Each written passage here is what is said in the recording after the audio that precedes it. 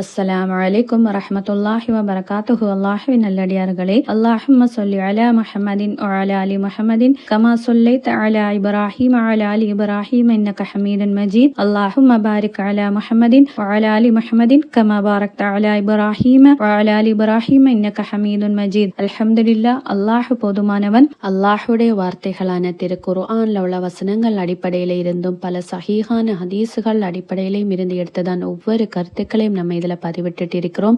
இதை கேட்கக்கூடிய உங்களில் ஒருவருக்காவது இது நன்மை சேரும் வகையில் அமைந்திடக்கூடாதா என்ற நோக்கத்துடனும் நம்பிக்கையுடனும் தான் நம்ம இதில் போடுறோம். அல்ஹம்துலில்லாஹ். எல்லா புகழும் அல்லாஹ் ஒருவனுக்கு. நிறைய ரெஸ்பான்ஸ் எல்லாம் கிடைச்சிருக்கு.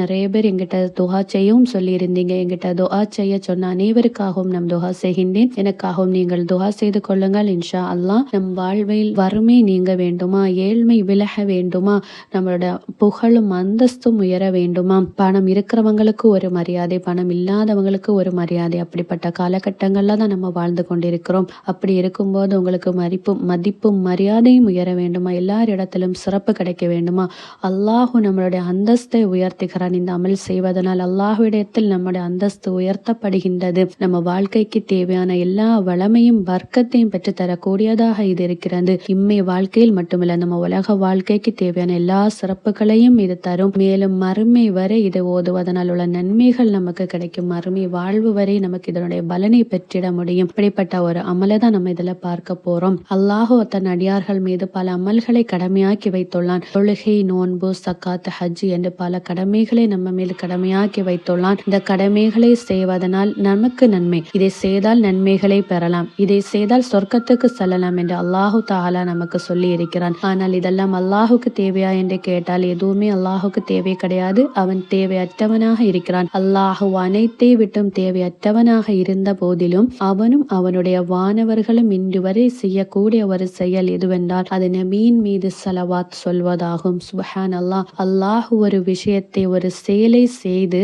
அதை நம்ம மேல் கடமையாக்குகிறான் என்றால் அதனுடைய சிறப்பும் அதனுடைய மகத்துவத்தையும் நம்ம எண்ணி பார்க்க முடியாத அளவுக்கு அதோட நன்மைகளையும் அல்லாஹு வைத்திருக்கிறான். அதனால நபியின் மீது ஸலவாத் சொல்வதனால் உள்ள சிறப்புகளையும் நன்மைகளையும் குர்ஆன்ல இருந்தும் பல ஹதீஸுகளையும் நிறைய இதுல இடம் பெற்றிருக்கு. அதை தான் நம்ம இதுல பார்க்க போறோம். எல்லாத்தையும் முழுமையாக இதுல பார்க்க முடியாது. இன்னைக்கு 10 சிறப்புகளை நம்ம இதுல பார்க்கிறோம். தொடர்ச்சியாக அடுத்தடுத்த வீடியோக்கள்ல இன்ஷா அல்லாஹ் நம்ம அதை பதிவிடுகிறோம். நம்மளோட உயிருக்கும் மேலான கண்மணி நாயகம் ஸல்லல்லாஹு அலைஹி வஸல்லம் அவர்கள் மீது ஸலவாத் ஓதுவதனால் உள்ள சிறப்புகளும் நன்மைகளும் திரு குர்ஆன் அடிப்படையில் ஃபர்ஸ்ட் அல்லாஹ் என்ன கூறுகிறான் என்றால், நிச்சயமாக அல்லாஹும் அவனுடைய வானவர்களும் நபியின் மீது ஸலவாத் சொல்கிறார்கள்.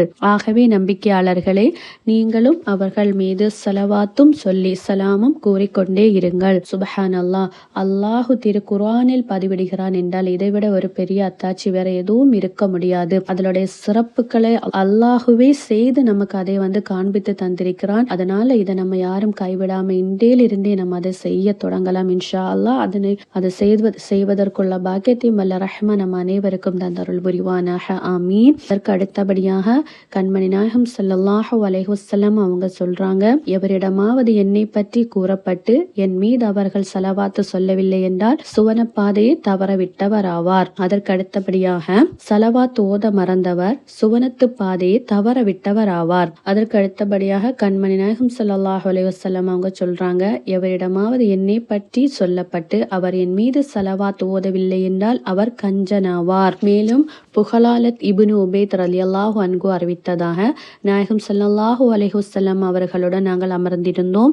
ஒருவர் வந்தார், தொழுதார். யா அல்லாஹ், எனக்கு நீ பிழை பொறுத்து கிருபை செய்வாயாக என்று துஆ செய்தார்கள். நாயகம் ஸல்லல்லாஹு அலைஹி வஸல்லம் அவர்களை நோக்கி கூறினார்கள், தொழுகையாளரே, நீர் அவசரப்பட்டு விட்டீர். நீர் தொழுது முடித்தால் அமர்ந்து அல்லாஹுவே புகழ்வதற்குரிய அமைப்பில் புகழ் உரைத்த பின் என் மீது ஸலவாத்தும் சொல்லிய பின்பு துஆ செய்வீராக. இவருக்கு பின்னால் மற்றொரு மனிதர் வந்தார். அவர் தொழுது முடித்த பின்பு அல்லாஹுவை புகழ்ந்தும் ஸலவாத்தும் ஓதினார். போது நாயகம் ஸல்லல்லாஹு அலைஹி வஸல்லம் அவங்க சொன்னாங்க, தொழுகையாளரே, நீர் துஹா செய்வீராக, உமது துஹாவுக்கு பதில் பலன் வழங்கப்படுவீர். மாஷா அல்லாஹ். இப்ப நம்ம துஹா எப்படி கேட்க வேண்டும் என்று இந்த ஹதீஸில் மூலம் நம்ம விளங்கிக் கொள்ள முடிகின்றது. நம்ம துஹா ஏற்றுக்கொள்ளக்கூடிய நேரங்கள்ல நம்ம சேனல்லேயே வீடியோ நம்ம அப்லோட் பண்ணியிருக்கோம். ஆனா துஹா எவ்வாறு கேட்க வேண்டும் என்று நமக்கு கற்று தந்திருக்காங்க. தொழுது விட்டு அல்லாஹுவிடம் அல்லாஹுவே புகழணும். அதற்கு அடுத்தபடியாக நபியின் மீது ஸலவாத்து சொல்லிவிட்டு அதுக்கப்புறம் நம்ம தேவைகளை அல்லாஹுவிடம் கேட்டால் அல்லாஹு அதை வழங்காமல் இருப்பதில்லை. இன்ஷா அல்லாஹ் நாமும் அதே மாதிரி துஹா செய்து கொள்வோம் அல்லாஹுவிடத்தில். அதற்கு அடுத்தபடியாக இப்னு மஸ்ஊத் ரலியல்லாஹு அன்ஹு அவங்க அறிவித்ததாக, நாயகம் ஸல்லல்லாஹு அலைஹி வஸல்லம் அவர்களும் அபூபக்கர் ரலியல்லாஹு அன்ஹு அவர்களும் உமர் ரலியல்லாஹு அன்ஹு அவர்களும் அமர்ந்திருந்தனர். நான் தொழுது முடித்து உட்கார்ந்து கொண்டேன். அல்லாஹுவை புகழும் வார்த்தைகளையும் நாயகம் ஸல்லல்லாஹு அலைஹி வஸல்லம் அன்னவர்களின் மீது ஸலவாத்து மோதிய பின்பு எனக்கான துஹாவை செய்தேன்.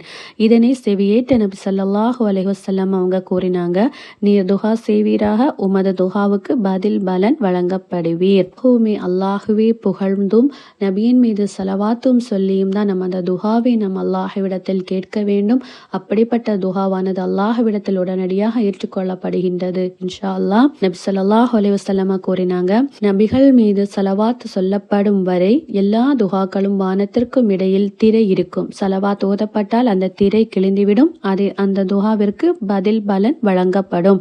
ஸலவாத் ஓதப்படாவிட்டால் அந்த துஹாவிற்கு பதில் பலன் வழங்கப்பட மாட்டாது. அப்போ நமக்கு தெரியுது, ஸலவாத் சொல்லி நம்ம துஹா கேட்கும் வரைக்கும் தான் அந்த துஹாவானது அல்லாஹ்விடத்தில் போய் சேரும். இல்லை என்றால் அந்த துஆவானது அவ்வாறே நிற்கும், அல்லாஹ்விடம் சென்றடையாது. அல்லாஹ் நம்மளை பாதுகாக்கணும். நம்ம ஒவ்வொரு துஆவிலையும் அல்லாஹ்வை புகழ்ந்த பின்னர் நபியின் மீது ஸலவாத்தை கூறிக்கொண்டு நம்ம ஒவ்வொரு துஆக்களையும் அல்லாஹ்விடம் கேட்டுக்கொள்ள வேண்டும். அதற்கு அடுத்தபடியாக உமர் ரலியல்லாஹு அன்ஹு அவங்க அறிவித்ததாக, யாதொரு துஆவும் வானுக்கும் பூமிக்கும் இடையில் தடுத்து வைக்கப்படும். உங்களது நபி ஸல்லல்லாஹு அலைஹி வஸல்லம் அன்னவர்கள் மீது நீங்கள் ஸலவாத் ஓதும் வரை அங்கிருந்து அது இறை சமூகம் சென்றடையாது. அதற்கு அடுத்தபடியாக அன்னை ஃபாத்திமா ரலியல்லாஹு அன்ஹா அவங்க அறிவித்திருக்காங்க, நபி ஸல்லல்லாஹு அலைஹி வஸல்லம் பள்ளிக்குள் நுழையும் போது ஸலவாத் ஓதிய பின்பு, யா ரப்பே, என் பாவங்களை பொறுத்தருள்வாயாக, உனது ரஹமத்துடைய வாயில்களை எனக்கு நீ திறந்தருள்வாயாக இந்த துஹாவினை ஓதுவாங்க. மேலும் பள்ளியிலிருந்து வெளியே வரும்போது ஸலவாத் ஓதிய பின்னர், ரப்பே, என் பிழைகளை நீ பொறுத்தருள்வாயாக, உனது சிறப்பின் வாயில்களை எனக்கு நீ திறந்த அருள்வாயாக என்னும் துஹாவினை ஓதிக்கொள்வாங்க. அதற்கு அடுத்தபடியாக நபி ஸல்லல்லாஹு அலைஹி வஸல்லம் அவங்க கூறினாங்க, அல்லாஹுவின் திக்ரும் என் மீது ஸலவாத்து மோதாத எல்லா சபைகளும் அவர்களுக்கு நஷ்டமாகவே அமையும். அல்லாஹ் விரும்பினால் அவர்களை தண்டிப்பான் அல்லது அவர்களை மன்னிப்பான். ஸலவாத் ஓதுவதனால் உள்ள சிறப்புகளும் நன்மைகளும் ஏராளம் இருக்கின்றன. நம் ஒவ்வொருவரும் வாழ்க்கையில் நம்ம இதை கடைபிடிக்க வேண்டும். எல்லா நேரங்களிலும் எந்த நேரமானாலும் இதை நம்ம ஓதிக்கொள்ளலாம். இந்த நேரம் தான் ஓத வேண்டும் என்ற எந்த ஒரு சட்டமும் இதுவும் கிடையாது. நம்ம ஒவ்வொரு திக்ருகளும் ஓதும் போதும் அதற்கு 10 நன்மைகள் இருக்கு, அதுக்கு 1000 நன்மைகள் கிடைக்கின்றன என்றெல்லாம் நம்ம ஒவ்வொரு திக்ருகளையும் நம்ம ஓதிக்கொண்டிருக்கிறோம். ஆனால் இந்த ஸலவாத் நம்ம நபியின் மீது ஸலவாத் சொல்வதனால இருந்து மறுமை வரை ஈடேற்றம் பெற முடியும்.